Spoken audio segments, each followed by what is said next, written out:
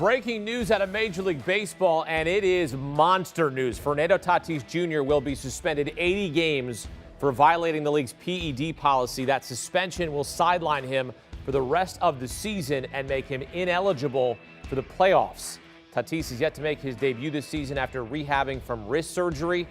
He suffered a apparent motorcycle accident, and right now the San Diego Padres hanging on to the third wild card spot in the National League. And this news is bombshell news. Fernando Tatis Jr. again suspended for 80 games for violating the PED policy.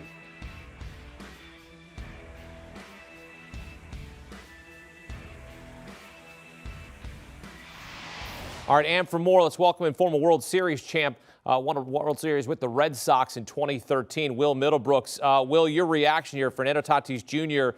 suspended for 80 games, violating the PED policy.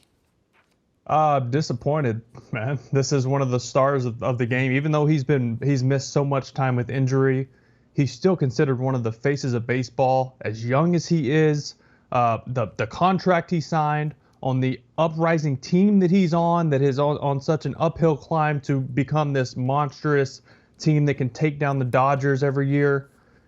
It's a letdown. It's a letdown to not only me and fans of baseball, but to kids. This is massive, and it will tank the rest of his career, unfortunately. So he has not made his season debut, and this takes us back to the mysterious offseason. He had surgery on his broken left wrist. It was reported he had a motorcycle accident back home in the Dominican Republic, and when a reporter asked when was the accident, Tatis responded, which one?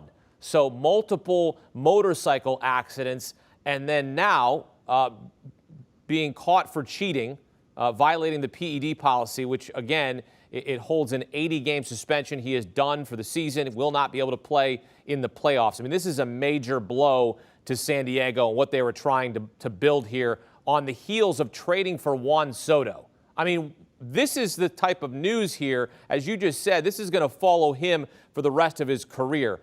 What is going to be the response here from Tatis? That's a good question. I mean, I'm sorry I screwed up, but I mean, I think he's more sorry he got caught. This wasn't an accident. This wasn't tainted protein from GNC. This is an anabolic steroid. This is something that is supposed to imitate human testosterone, so it's not traceable in tests. It has to be given through a syringe into your vein. Like, this isn't an accident. This is something that he's been doing over time. Why? Why is the question? Well, it can help you heal faster from all these injuries, from surgeries. You come back bigger, faster, stronger. It's easier to stay healthy. I understand why guys are tempted to take these things, but it's against the rules. And like you pointed out, multiple motorcycle accidents, it sounds like. Well, in most contracts, and I would think of someone worth that much money and that big of an investment by an organization, that just like my contract was, which was making league minimum for 3 years, you can't be on ATVs, you can't be on motorcycles, anything, snowboarding, skiing, all that is in your contract you can't do. So he clearly broke the contract by doing that, and this takes it even further. I mean, they just wanted to get him healthy and get him on the field, but like I said, this is something that will follow him the rest of his career. So, again, he signed a historic $330 million contract after his second season in the bigs. I mean, this is a guy that was going to be a superstar in Major League Baseball, and he still can be, but this is going to be really difficult to overcome when you consider the stakes for San Diego. When you trade for Juan Soto, this is win now mode. This is a chance for them to make their mark. And of course, they're not going to catch the Dodgers being some 16 games out of first place, but it's just at this point try to get into the dance and try to make some noise in the postseason. Now you have this news, and this is not only shocking for San Diego, but as you said, for the entire Major League Baseball world. What can be done now from San Diego's part with the contract, considering that they signed him just a couple years ago to this monster deal? Yeah, I don't know what kind of small print is in his. Every contract is different. Our Jim Bowden would be probably a better guy to answer that question of the ins and outs of big contracts. I never had any massive contracts. I made no more than maybe 1.1, 1.2 in a season. I wasn't making $30, $40 million a year, so I have no idea what they built into those. but this is a distraction. This is a team who is climbing for a wild card spot. As you said, they're not going to catch the Dodgers. The Dodgers are just too good. They have too big of a lead. But for the next 2 years, even when Tatis comes back, this is an 80-game suspension. When he's back next year, it is going to be a distraction. Are you ready to play? You missed all this time. How do you feel? How is your legacy tainted? It is going to be in their clubhouse for years now because he did this so early in his career.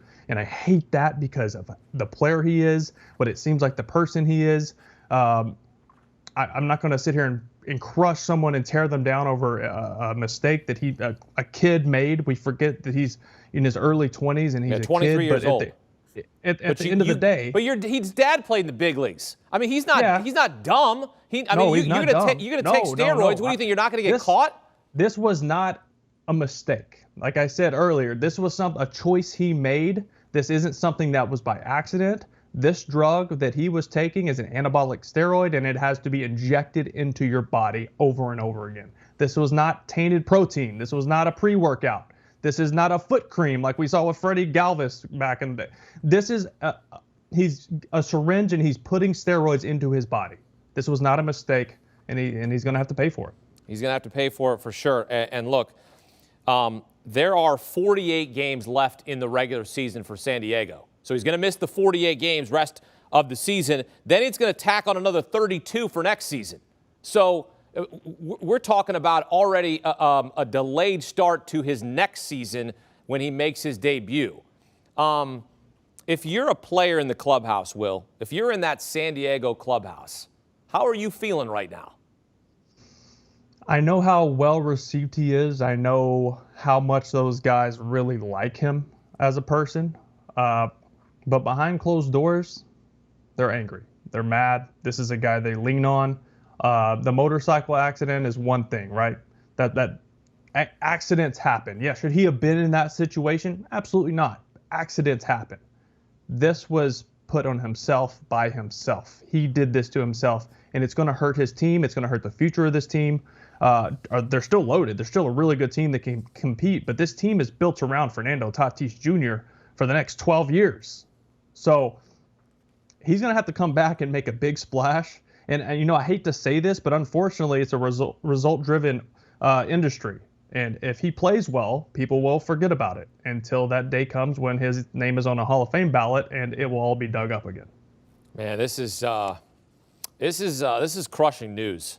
I hate it. For baseball fans, for you and I who love baseball. I mean, we are diehard baseball fans. Of course, you played in the major leagues. You know the ins and outs. You played on a World Series club, won a ring. I mean, this is not just, and no disrespect to some of the guys in the back end of a bullpen. This is a superstar in Major League Baseball. I mean, this is basically, this is huge, and this is unfortunate. His face goes on video games. Yes, his face is on magazines. It's on the front of the newspaper. It's on every baseball card a kid wants. They want the Fernando Tatis card. They want his sweatbands. They want his shirts. They want everything he does. They want to have the dreads, headband, everything.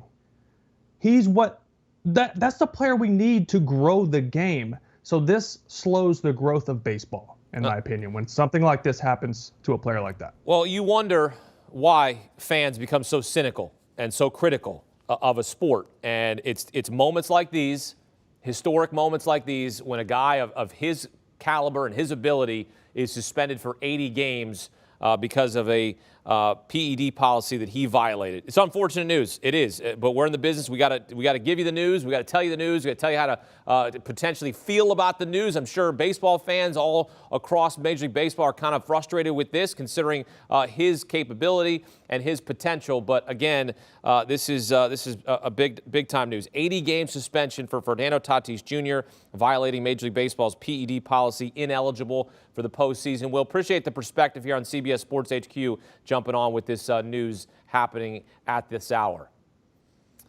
Again, look, when all of us woke up this morning, I don't think anybody thought that we were going to be talking about Fernando Tatis Jr. getting suspended for 80 games because of violating the PED policy. I mean, this is a guy of 5-tool shortstop. This is one of the guys that could be a Hall of Famer. I mean, he finished top 5 in MVP voting the last 2 seasons before he turned 23. He's 23 years old right now. And now this is just a huge, huge stain on the beginning of his career. All right, let's get some more perspective. Welcome to CBS Sports MLB writer Matt Snyder. Matt, I'm sure your reaction is much like mine. I'm stunned that Fernando Tatis Jr. Has been suspended 80 games for violating MLB's PED policy.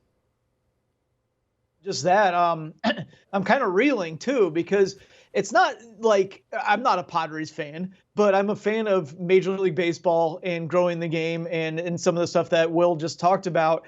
And this was one of our brightest young superstars, one of the most fun players, maybe the most fun player to watch.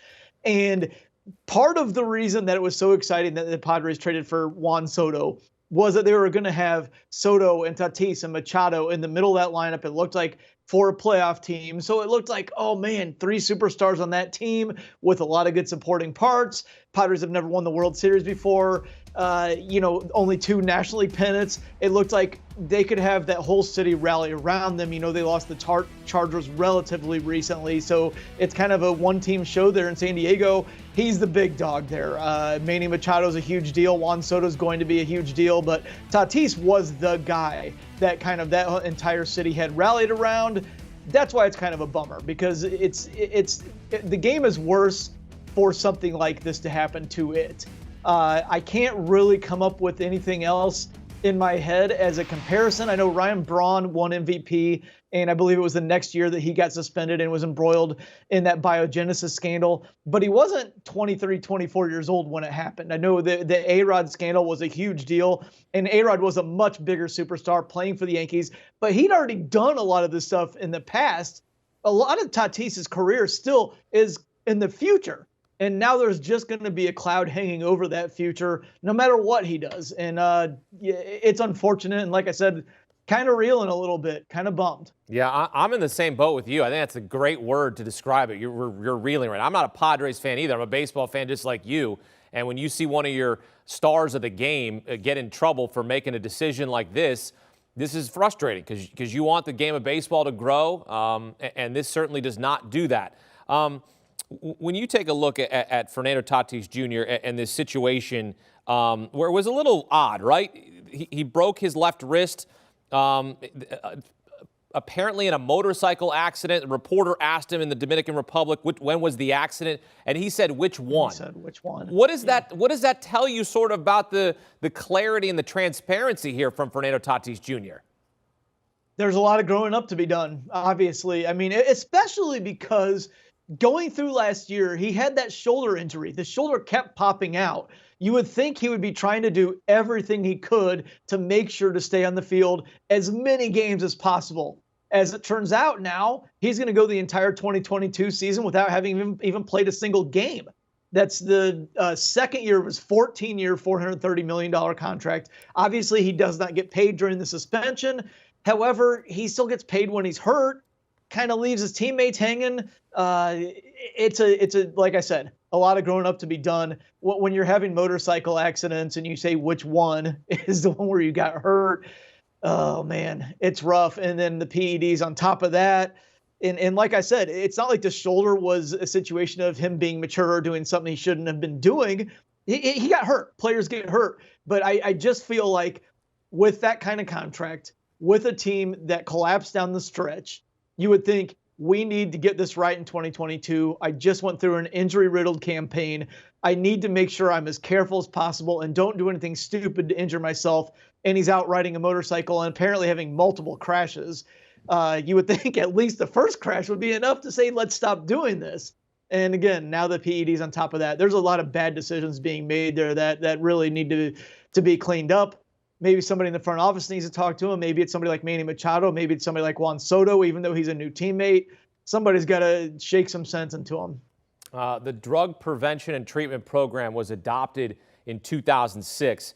And I think, one of the reactions that people have are guys still doing steroids in Major League Baseball? We consider the steroid era, and you're thinking, well, all of these harsh penalties are going to keep these guys away? Because, again, it's 80 games for the first time. A second positive result is a 162-game suspension the entire season. And then a third positive test is a lifetime ban. So when you think about the penalties for these violations, you'd think that guys are like, okay, I'm not going to mess around here because 80 games is a lot of my career.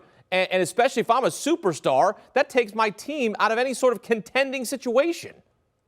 There's so many layers to what kind of a deterrent it is. 80 games is essentially half your salary for the season that you just threw away. In Tatis's case, he's set to make a lot more in the future, but it's still almost $3 million just down the drain. $3 million. That's it's not a small amount of money, even to somebody like Tatis. There's the team element. Like I just talked about, the Padres looked like they were going to be really exciting. They've never won the World Series. It looked like they had the horses to maybe be able to make a deep run if everybody gets healthy, everybody gets hot at the right time. Completely screws the fans over, completely screws his teammates over. Like you said, if going forward, if it happens again, now it's an entire season. If it happens 2 more times, it's your career. And you're essentially wearing Major League Baseball's version of a virtual scarlet letter now for the rest of your career. If you look at Robinson Cano, for example, he's a pariah in baseball circles. And I know he's made an awful lot of money, but he's never going to get into the Hall of Fame. And a lot of his career accolades are just completely stained and tarnished right now. By the same token, most reporting on the situation says Ken Griffey Jr. was pretty much clean throughout his career, and he just came to mind because he was an all-time great for the first half of his career. Second half of his career, he had a lot of injuries, never really got back to himself. But you see, he flew into the Hall of Fame almost 100%. He's one of the most respected guys in baseball. He didn't do it. I mean, it's not that hard to not do it.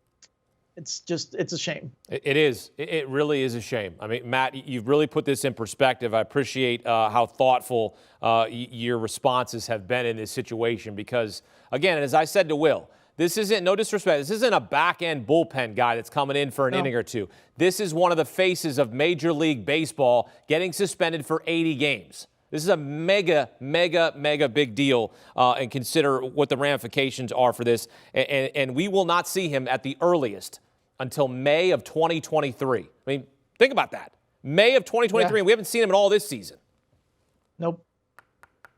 Matt Snyder with his perspective here on CBS Sports HQ. Matt, appreciate it. Well done there. And the Padres releasing this statement. We were surprised and extremely disappointed to learn today that Fernando Tatis Jr. tested positive for a performance-enhancing substance in violation of Major League Baseball's Joint Prevention and Treatment Program and subsequently received an 80-game suspension without pay.